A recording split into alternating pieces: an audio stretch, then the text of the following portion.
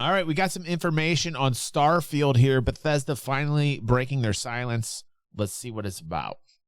After literal months of waiting, the day has finally come. Bethesda has broken their silence on Starfield. They just posted a new behind-the-scenes video where we get a new snippet of gameplay on Starfield. And even just that alone, some new actual gameplay of this game, bunch of new details from Todd Howard. And what I think is perhaps most important of all, this is the beginning of something new, which we're going to talk more about as we get later in this video. So what just came out is a new series from Bethesda with Constellation Questions. This being a continuation of their behind-the-scenes video series for Starfield. And in this one, Bethesda will be answering questions on Starfield as asked by the community. I don't know, it does seem like in future episodes you may be hearing from a variety of developers. In this first episode, only Todd Howard is answering questions, which is definitely not a bad thing. And the first question is going to be, what kind of games inspired Starfield? I'm going to go back in time here. Sundog is a big one. Amazing game, kind of like the science fiction game when Ultimos were out. It also had this parserless interface, kind of one of the first games I remember that where too. You're moving objects around and putting them together, but great game where you had your own ship and you could explore around. This game, Traveler was a little more hard science fiction. The other thing there, it's one of the first games I programmed on the Apple II at the time. I really wanted to make a Traveler game. But those are the big ones, harkening back to those old role-playing games that we loved, and hey, can we pull off something like this with today's computers and consoles, and etc. So I think those two answers he gives here are actually very telling. Sundog Frozen Legacy was really a game with a lot of player autonomy. It allowed you to fly around with your own ship and even edit it somewhat and go in. Listen, I will say this about Apple. Apple was really Apple with Steve Jobs. What we have now is not really Apple, man. It's just like a fucking simulation factory. It's just cranking out. It's just cranking out like basically the same thing over and over again. Man, Steve Jobs was like Apple. Everybody wrote Apple off. Like, I remember that stock was like $2 and everybody thought Apple was dead, man. Then boom.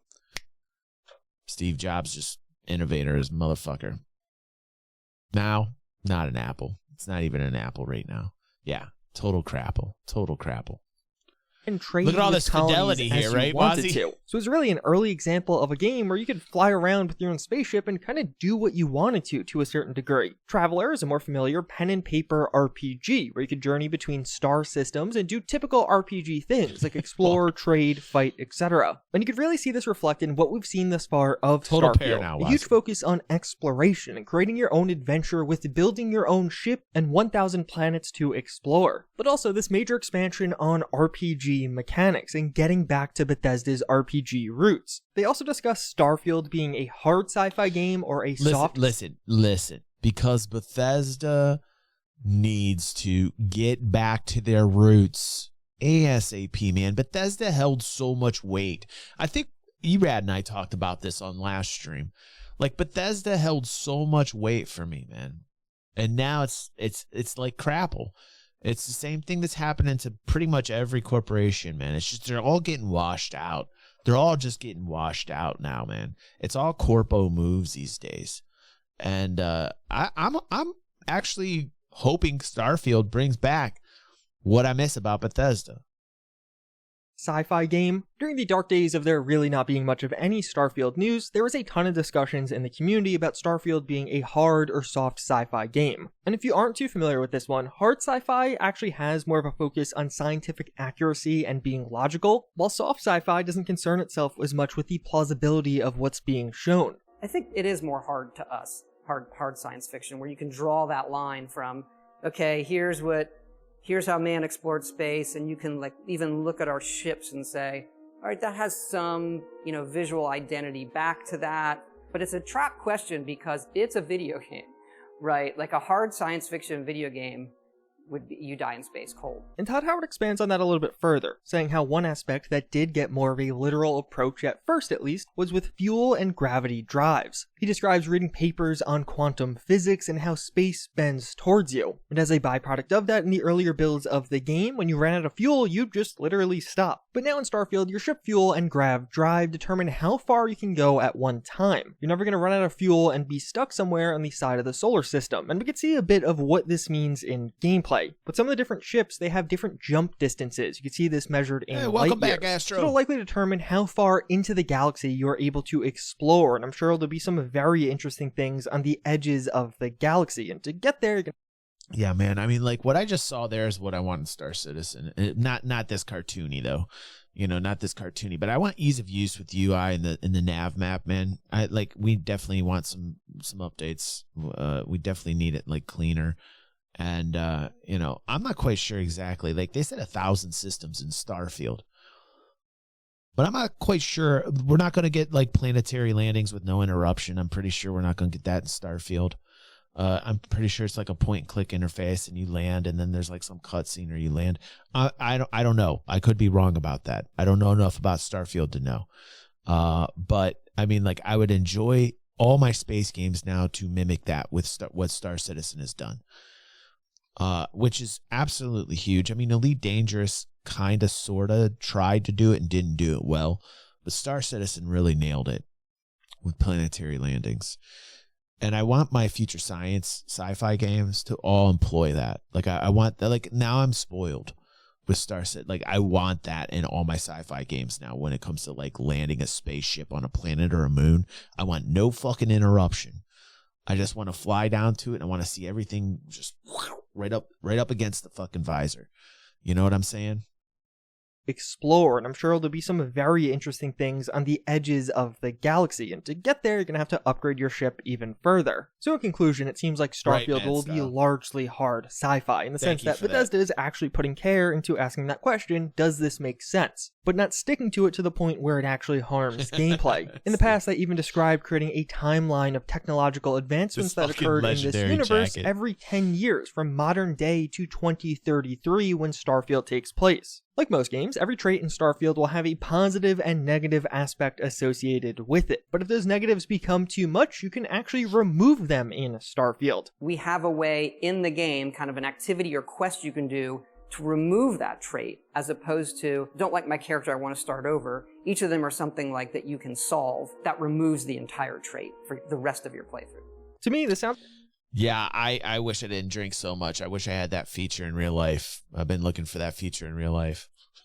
It's like a really cool mechanic. I also like how it's not just removing the negative side, but removing the trait overall. So if you're just like, all right, this is not fun anymore, or I made a mistake picking this, you can get rid of it. Although something else that Bethesda did that was pretty sneaky during this segment of the video was throwing in some new gameplay, as some of these traits are edited and some of the other ones we've never actually seen the descriptions of before. Alien DNA will make it so you start the game with higher health and greater endurance, but healing items won't be as effective on your character. Empath is going to give you certain buffs when you do things that your companions that are currently with you like, but give you certain debuffs when you do things that your companions with you don't like. The extrovert perk is pretty interesting. What it'll do is make it so you use less oxygen when exerting yourself when you have a companion with you, but more oxygen when you are alone and exerting yourself. This is a reference to the CO2 to O2 meter in the game, which in Starfield is basically just going to be your stamina bar. So doing things like jumping or sprinting will use oxygen, and when you have a companion with you, it'll use less oxygen. One question I do have is, how does Vasco fit into all of that? Is Vasco technically a companion or not? Because it Man, I want a survival space game, dude. Like a survival-based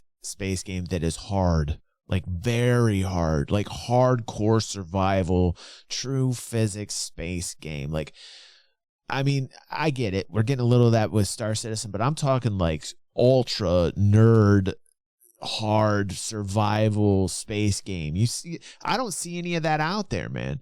I don't see any of that out there. Like, give me a fucking very hard sci-fi. You're gonna die in 50,000 different ways, and I'm gonna be fine dying that way, and that's how I learn. And make it difficult.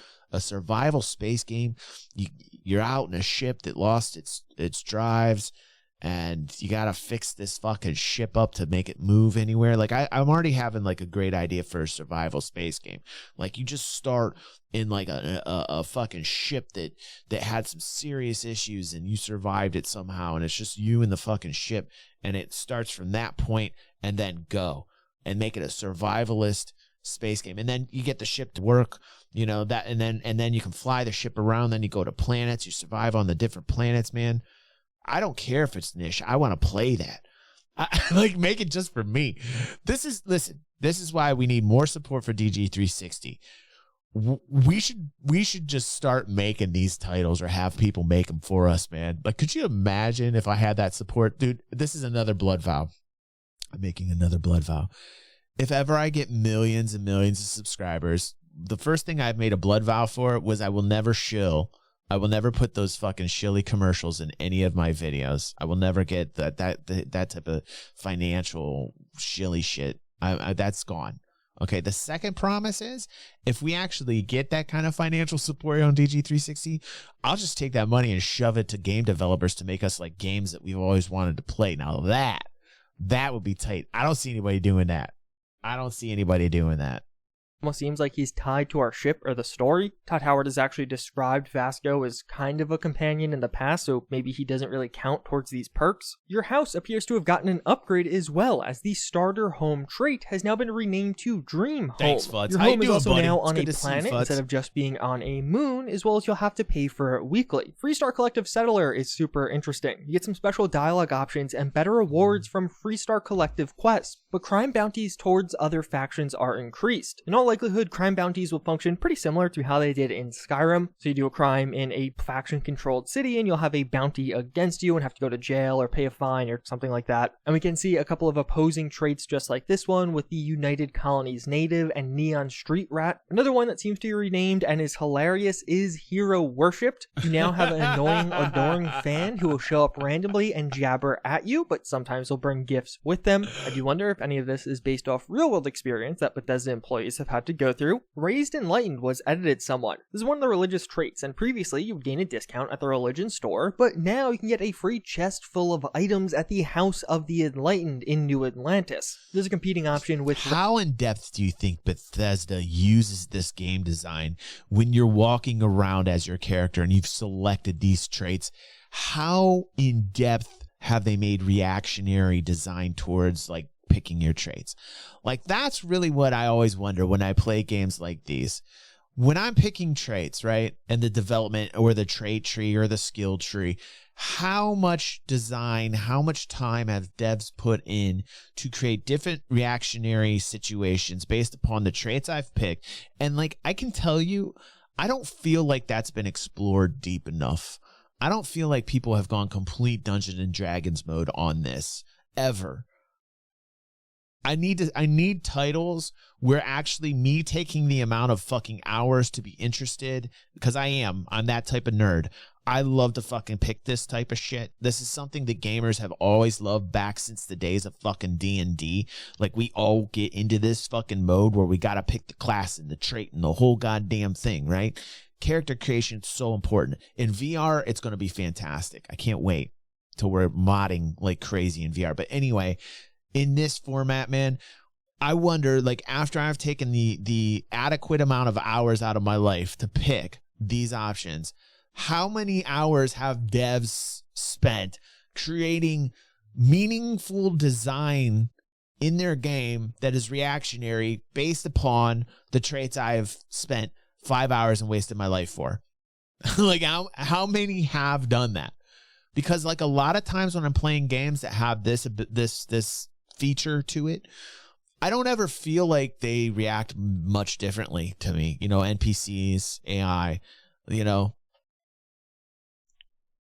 Raised Universal, it seems like this will also be located in New Atlantis, so you have to imagine there's going to be some kind of quest line dealing with these two religions, both based in New Thank you, Atlantis. Barrys. But Good from to there, see they you. turn to the discussion on dialogue, and I think that's where things get the most interesting. We've gone back to kind of I'll call it like a classic Bethesda style dialogue. Yeah, that's a really good statement there, Tech. You know, there's that dichotomy, right? You know, in 2020s, it does seem about that they were getting away from that model, and I do appreciate that. Like, I really do appreciate it.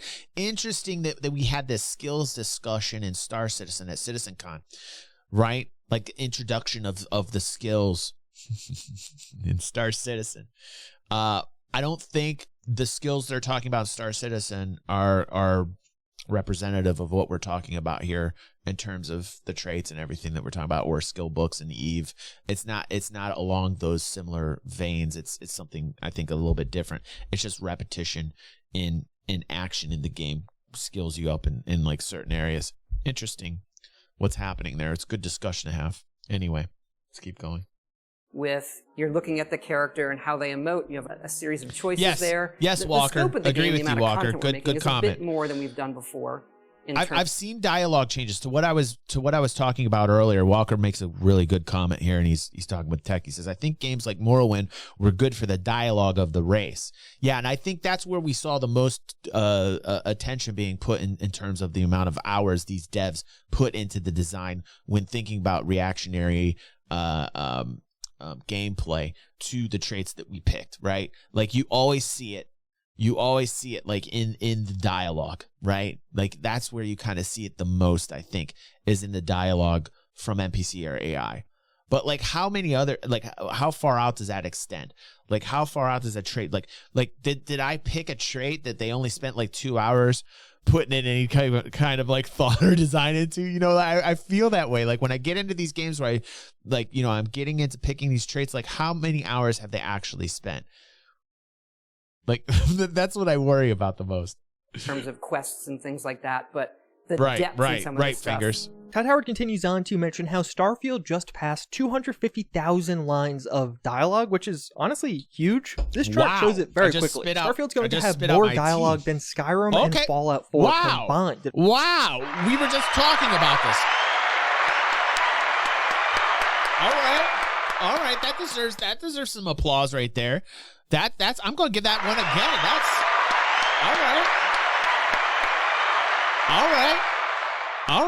all right. I dig that. Now, see, that's where the game, right? Replayability, right, Walker. This is when I see something like this that makes me very happy. Like this is old school Bethesda. Like this is old school. This is even better than old school. You know what I mean? Like, look, this is the Bethesda I know. Like I want make this 2,529,530. Then I'm really happy. Just multiply this by 10.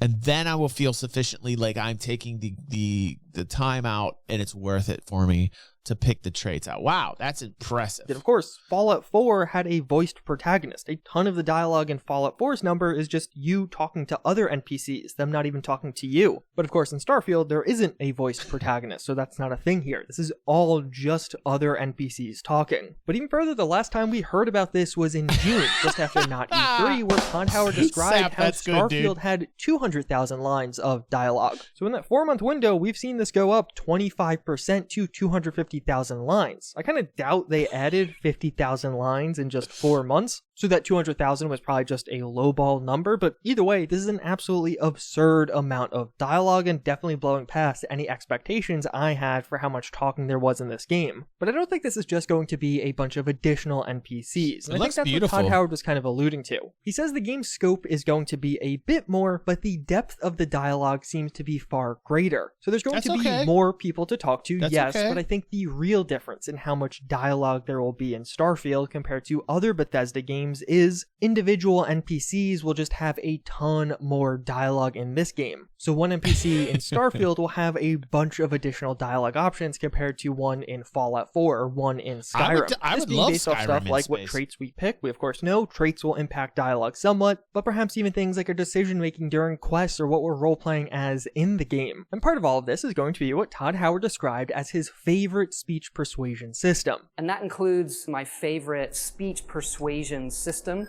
You're not talking us out of this score. It feels like it's part of the dialogue, but you're spending points to persuade them. You willing to give up the ship? Just like that? It feels natural, not like I've entered some other mode. And we could see some new gameplay of this in action as we interact with a Crimson Fleet pirate. So overall, this new minigame does seem like it has much more of a natural flow to it. You can see each of the dialogue choices has a color associated with it, points on it, as well as we have 3 turns and 4 points to spend during this minigame. So how I think this may work is the different colors represent... I like that.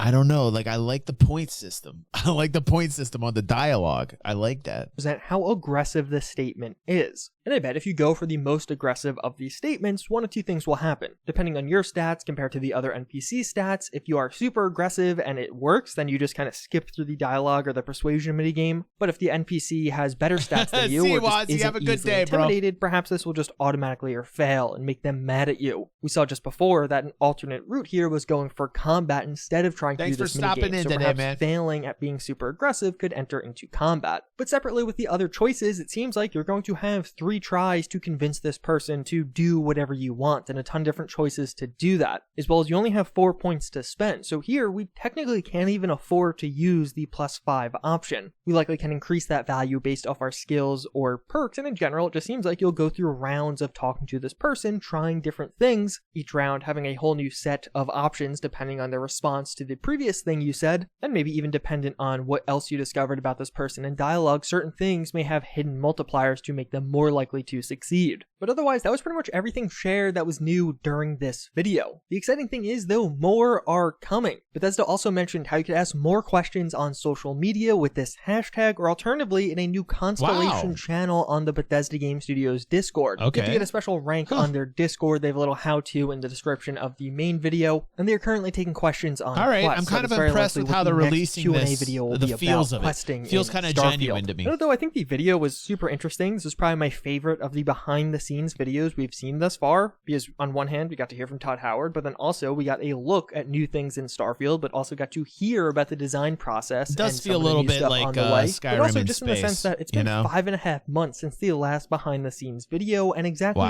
4 months since Bethesda has really said anything on Starfield. I mean, technically in the past week we got some art for the game, but this is the most substantial thing we've had since not E3, and it's hard to ignore when this is all happening. As of right now, we're about 1 month away from the original planned release date of Starfield with 11/11/2022. And with them finally saying something about the game again, it makes me hopeful that perhaps we'll have a bit more of a deeper look on 11/11, or even get a new release date on that day. In general, it just seems like the marketing is finally kicking up again. They'll delay. They'll delay. I don't think any game comes out on time these days, man. And for Starfield, so I wouldn't be shocked if going forward we hear about this game quite a bit more regularly. Or at the very least, I don't think it's going to be another 4 months of silence. I wouldn't be shocked if they have videos coming out every month, or even more often at this point. It'll be delayed. With that said, hopefully you guys found this one informative. If you want, dude, if they come through with that date, dude, what a banger. Like, I feel like that would be crazy. No bugs on the date, dude. When does that ever happen these days? And keep up to date with Starfield. I definitely will have a lot more content coming on this game as we get more content from Bethesda. As always, again, though, I thank you all for watching. I hope you enjoyed this one, and I hope to see you all next time. All right. Hey, man, I gotta say, I'm actually looking forward to Starfield. I'm a big fan of the genre, man, and I want Bethesda to bring it back old school, man. Really, I definitely like the points and the dialogue system. That was different. The art is very good. We're not going to be able to fly around uninterrupted. So that's kind of like, there's probably going to be cutscenes going down a planet. So that's kind of like a bummer. But the environments looked absolutely brilliant. And, you know, the characters and the story that's being told on the ground, or face to face with other NPCs and AI. I mean, they usually have that recipe down pretty good. But they need to go old school with it. I agree with you guys. I completely agree with you guys.